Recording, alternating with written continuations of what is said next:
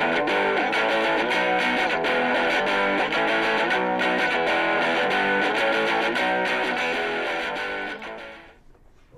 to the Equity.Guru Investor Roundtable, and I start with this very simple question for the gentlemen that are on hand here today. That would be Galen to my left in the basement, that would be Chris up in the up far corner, and that would be Shell above me. Are you gentlemen getting enough copper? Are you getting enough of your copper? Anybody? Zinc and copper together? Says yes. Chris says I'm not sure, and Galen is chuckling.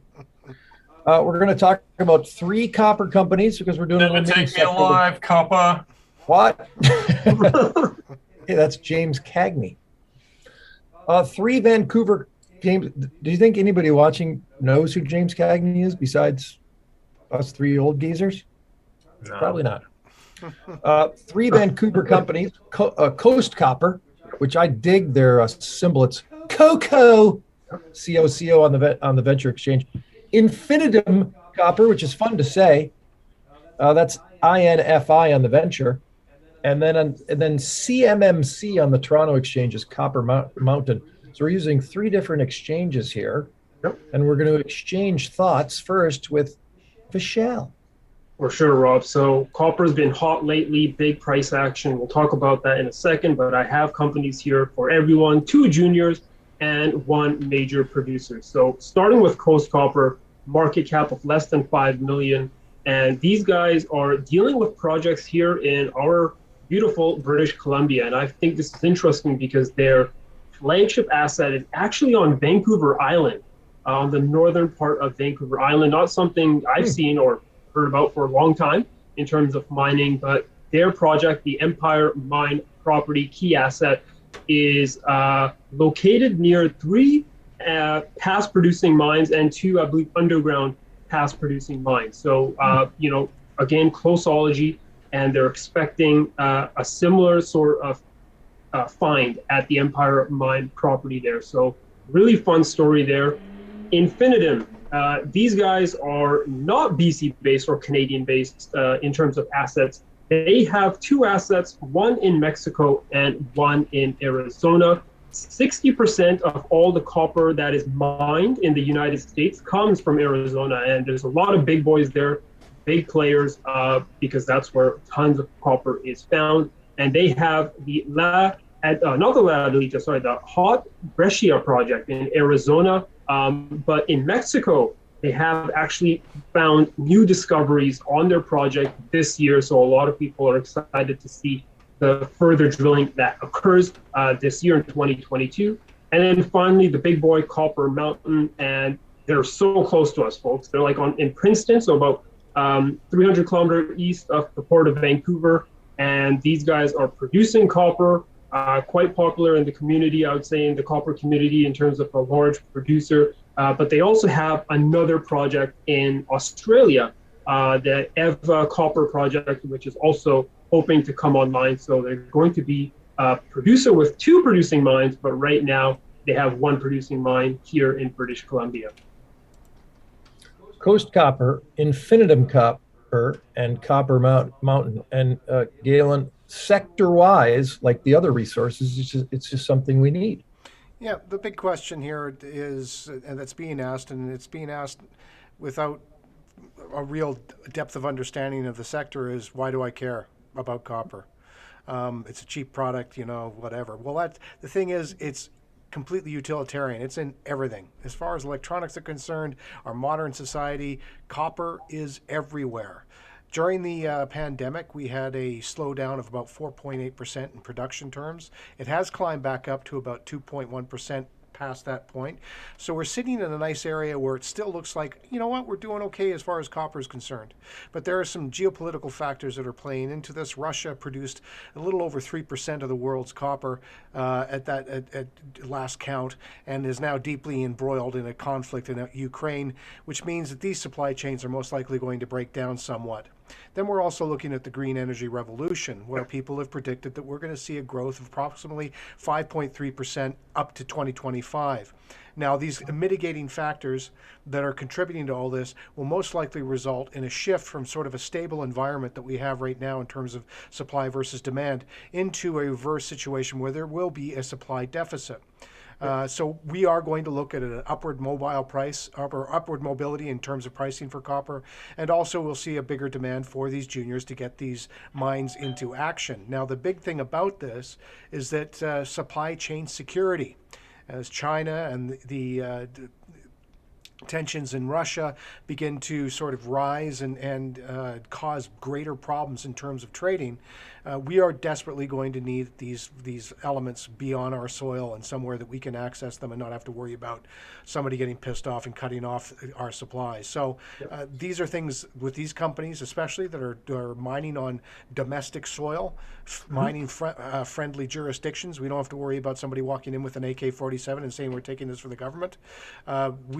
We are looking at a new season for copper producers, and these guys show some promise.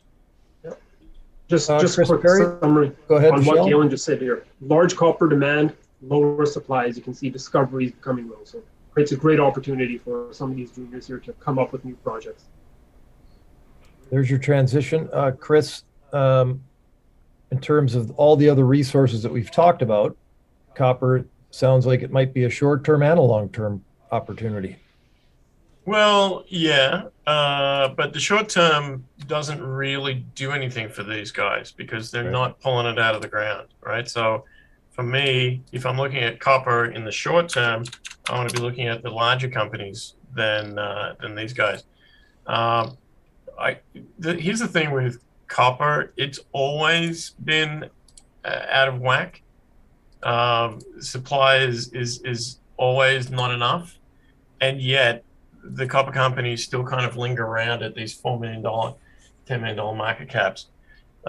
There's a lot of copper in the world. We're just not actually getting out to it. So I don't know that this is the moment for copper. It may be the moment that a couple of small companies get a little bit of cash in the door and do a little drilling and move it along a little bit. But is this really the moment? I'm unconvinced that I need to get in right now, as opposed to in 3 months' time.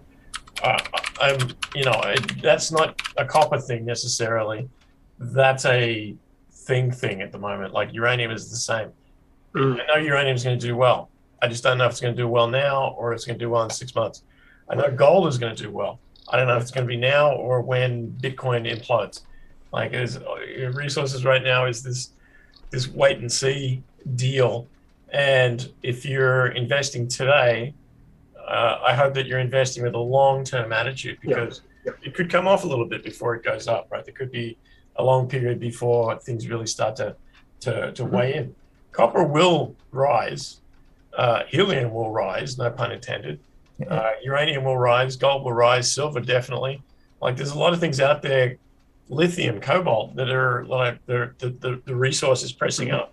But it's not coming all the way down to those early stage explorers just yet.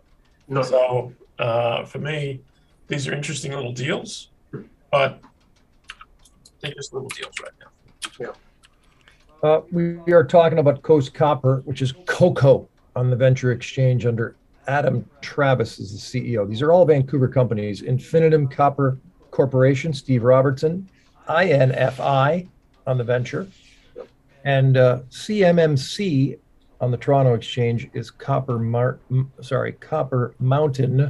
Copper Mountain is a bigger deal, but if you look at the share chart, it's just up and down and up and down and up and down. And it might be due to the fact that their website is www.compton.com. Oh, there we go. It is there. Okay. Compton? Compton.com. That was the old ticker there. Go ahead, Michelle. There's your intro to charts. Well, I was just going to quickly say, I think the move into copper is seen as, hey, we're going to electrify the economy. Where President Biden passed that Green Deal, and copper is seen as that, the metal for electrifying the economy, right? If you're going to go EVs, if you're going to install more solar panels and wind turbines, so that's like the play right now. A lot of people say that that's why copper is the best long-term metal if we are going green, and they do call it the green metal. Recently, on the chart, copper looked like it was going to break down. We were at $4 per pound, at $4.12 per pound, and then we just saw a big pop from that level. A big day actually last week on June 2nd, and it actually happened when China got out of their 2-month lockdown on June 2nd. So a lot of people, they always put or link copper demand and China together because they import a lot of copper. So China's back open, or most of it's back open, I believe. So perhaps they're going to now start importing more copper. So that's why we got that pop there on copper. And I just want you guys to take a look at that structure here, because you have pretty much that same looking sort of structure on all these charts here. Some of them don't look too good, like Infinitum, and I can say COCO is just starting to base, which is looking decent, where we just made new record lows actually on the 16th of May. So perhaps we're going to find, sorry, not new record lows. The record lows we made way back in 2019, but it looks like we're finding a range here with bid buyers coming in around 7 cents there. I think the best looking one actually is that producer. It is Copper Mountain, where it looks like we might be looking to take out $3 here and begin a bit of a head and shoulder reversal, just like the chart here of copper. But recently for the past few months, the actual commodity itself has just been ranging between $4.90 per pound and $4.12 per pound, which is actually, quite high levels, right? Copper did make new record highs when we had that crazy run into commodities, and copper hit $5 per pound there. So now it's about, can copper actually sustain these levels, right? Is it going to hold above $4? And that's the big argument going forward, right? Are we going to see that surge for demand right away, or are we going to have to wait a bit longer, just like Chris mentioned? So big support level here, but we got to see if copper itself is actually going to hold above $4 in the long term. It's interesting here how we've fluctuated kind of all over a little bit here in terms of, it seems like a lukewarm feeling. So Galen, first for you in terms of spending any money right now on copper. Well, Chris is indeed correct in terms of what it's going to be in the short term. But I think investing for the short term has been the destroyer of the markets that we see today. So we really do need to start looking 10, 20 years down the road and actually look at the fundamentals and values of the companies, rather than just going, hey, that was a real nice meme, I'm going to throw all I own into that. Yeah, that's crap. So basically, we're suffering from that kind of philosophy. And I think when you're investing in copper, as with anything else, you should be taking a long-term look at where you're going. Now, China in and of itself is the third largest producer of copper. As of 2020, they actually produced 1.8 metric tons, I believe, which is third to Chile, Chile being the largest, of course. Now, I don't know what the split is in terms of what they keep in country and what they export.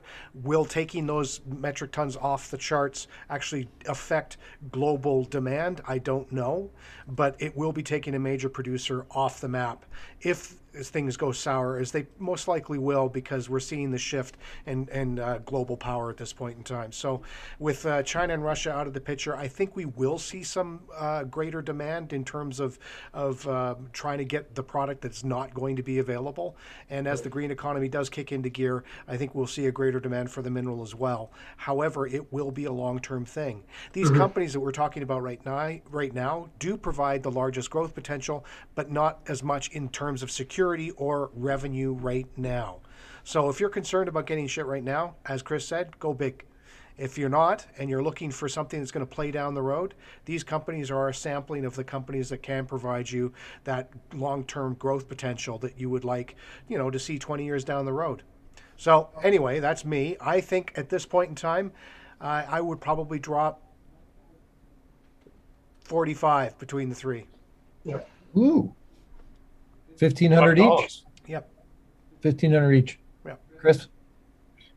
I'm not sold on any of the three. That's not to say that there's no qualities for them. There are, but I have to look at opportunity cost of putting money into these companies as opposed to other stuff that's out there. One company that we didn't have on our list that I like better is Faraday Copper, which used to be Copper Bank. It was a client of ours maybe 2-3 years ago when it was about 18 cents. We were into it then. It's 82 cents now. Yeah. If you look at the charts over the last year, it's been mostly up, a good long slow up as well. Not a whole lot of jiggledy-piggledy. Not massive news, just good moving things along news. And Copper Bank was the brainchild of Johnny Kovacevic, who wrote My Electrician Drives a Porsche. And then basically for the last 10 years has been saying copper, copper, copper, copper, copper, copper, copper, copper, copper, copper. If you go to any investor conference, there's going to be a Johnny moment where he's up on the stage saying, hey, everybody, have you seen my book? Also, have you seen copper? China, China, China. So he started Copper Bank to basically get in the front of this. It is now in the front of this as Faraday Copper. I like what it's doing. I like where it's going. It's worked its way up to $100 million market cap. We had some stock in this when it was way down in the teens. And I think we took our profits when it was about 30 or 40 cents. But who knew that this thing was going to ride the rails all the way up? I put 4,500 on Faraday with a little bit left to just watch the other guys, see if there's any turnaround based on, the actual commodity increasing in value, or if there's any news that's maybe important out of those smaller guys. I generally like the smaller guys, $100 million, where I say thank you for the profits, I'm out. But I see this thing, Faraday, probably FDY, going in a little further than maybe our friends at Compton.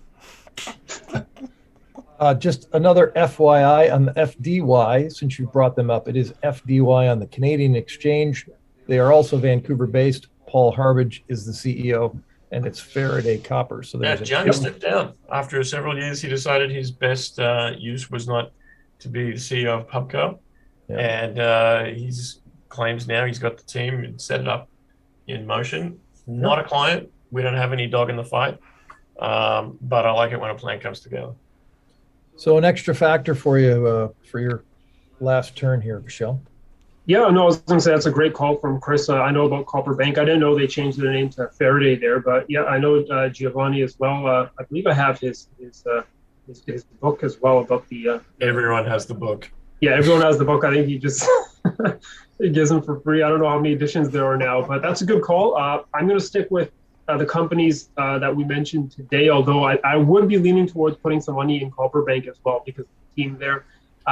But I'm with Galen. I'm going to put around 4,500 in these companies, the most of which is going to be in Copper Mountain just because they are a producer, where I'm going to put 1K each in COCO or Coast Copper and also in Infinitum Copper because I do believe in that supply and demand mechanics for the long term. And these guys have assets in good jurisdiction.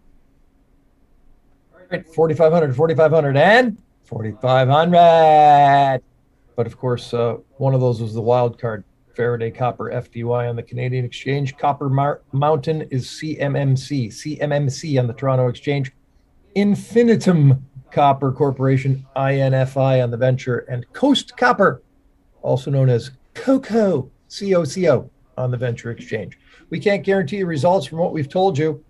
They're very smart, these fellers, but they can't guarantee anything.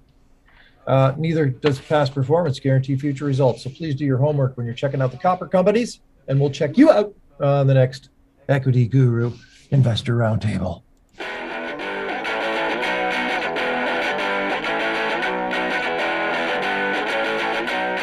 Did you say copper is electrifying?